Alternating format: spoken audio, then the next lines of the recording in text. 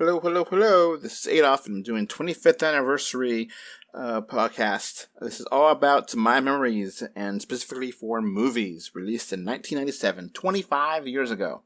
Anniversary here. And this is all about movies, and this is movies that I care about.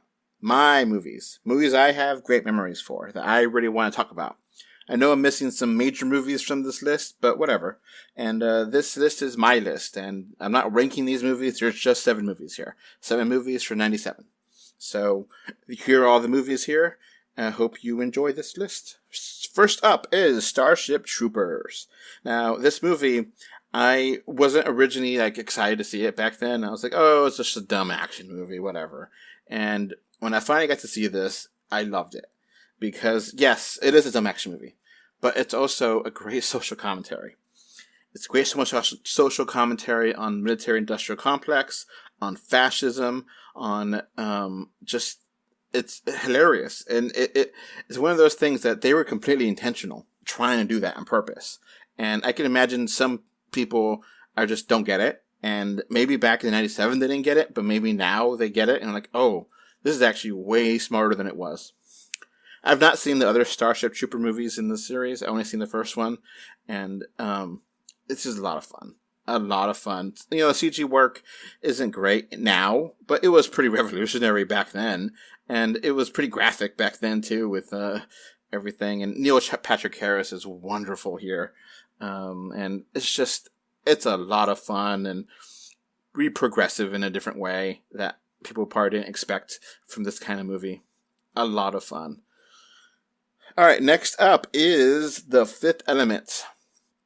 The Fifth Element is a movie that my friend Tom begged me to watch 100 times, and I finally gave in, and damn it, I love it. It's a great, great movie. Again, it looks like generic sci-fi. The trailer didn't really do much justice, but there's a lot of social commentary, a lot of depth in here about capitalism and just a bad future, and how it's a lot more entertaining, a lot more deep than it looks. And this is the first Mila Jovovich movie, and she became a big star after this. And I mean, you gotta love Bruce Willis. Bruce Willis is wonderful here.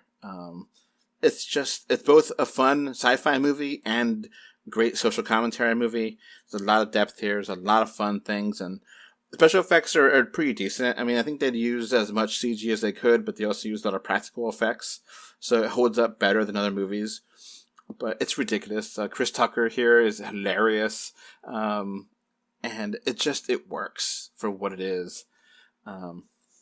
Fifth Element, definitely, I would love to see a sequel to this or a remake, because I think it really is an interesting movie that is cool. Alright, next up is Austin Powers. This movie I did not watch when it came out, but it came out later. Watched it like everyone else did. Watched it at home on renting it from Blockbuster, and oh man, I laughed so hard. I enjoyed it. Michael Myers is hilarious here, and it's so silly and stupid and ridiculous, and it's a great parody of like spy movies and the Bond, and it's just a lot of fun. And Dr. Evil is just wonderful. That cat creeped me out. It's like, I've never seen a cat like that before this movie. And, oh, that scene where he's like pooping, and, oh, hilarious. Mike Myers' greatness is here. I think the second one is the best one, but I really do enjoy these movies. It's just so silly, so funny, so well done. It's just a good time. Next up is another great comedy, Liar Liar, Jim Carrey. Oh boy, this might be one of Jim Carrey's best comedic work.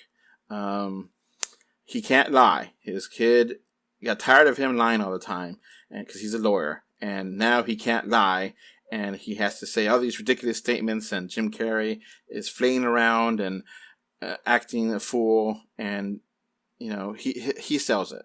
It's completely hilarious. It has actually a good heart to it with the kid, and good lesson, and in some ways, Jim Carrey is like being anti-politically correct because he's saying everything. He can't just like shut up.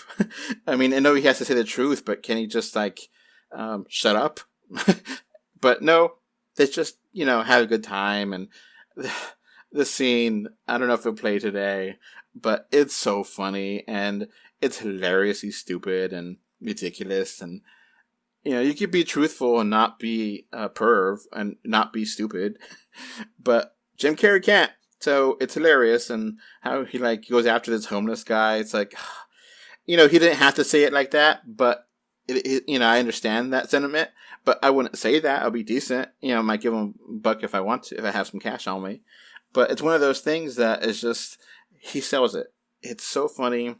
So many times I've seen this movie, and a lot of times I feel like I need to see this movie, if you know what I mean. It's one of those things where I'm having a bad mood and I watch it and I just laugh my ass off every single time. And it's hilarious, it's ridiculous, but Jim Carrey sells it. And part of my favorite comedy of 1997, Liar Liar is truly excellent and one of the best works of Jim Carrey's ever had. It's perfect. Jim Carrey, I love him. So next up is Boogie Nights. I know, huge tonal difference here, but I saw this on DVD later, and wow, this is one hell of a performance.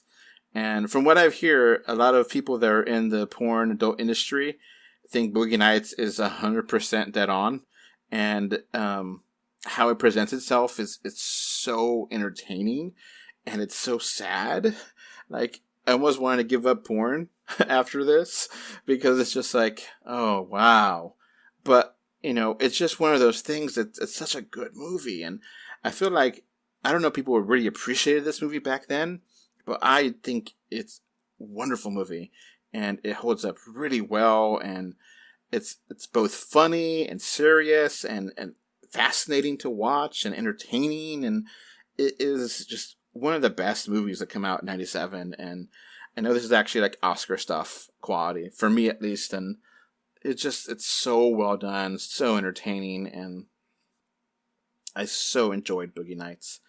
And it's something that is a hard watch. I haven't seen it since I first saw it, and I love it so much, but I don't want to see it because it's so hard to watch. But it's so well done. It's so well done. Boogie Nights is awesome. All right, Men in Black.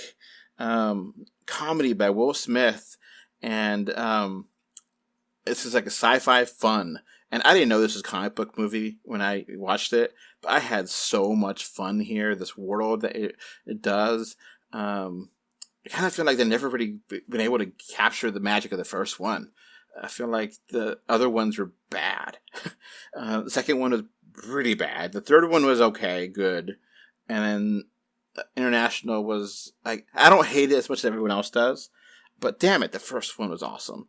I really love the first one. Tommy Lee Jones is wonderful here. Will Smith is just great, and he's hilarious, and the special effects were cool back then, and it just had a lot of lore, and I wanted everything to do with Men in Black, and I thought it was such a cool idea, and I felt like they ruined it. It's just, damn it, the franchise sucks. But the first movie was great. Then the third movie was very good. So it's weird. All right, next up is Gattaca. Now, this movie here is a really sleeper hit, I think, and is one of the best movies in 97. It is so thought-provoking, so timely. It works so well. Everyone gives their A game here. Special effects, acting, story, top notch. And it is something that, I don't know if it was a big hit back then, or if it was just something that people kind of, oh yeah, Gattaca. But this is incredible. If you've never seen Gattaca, it is absolutely worth your time. Absolutely something that you need to seek out, and is one of the best movies of 97. And it's really fascinating and entertaining and interesting, the concepts here. So that's it for my 25th anniversary 1997 to 2022 movies list. What movies did you think I missed out on? What are your favorite movies of 1997? Please comment below. Bye.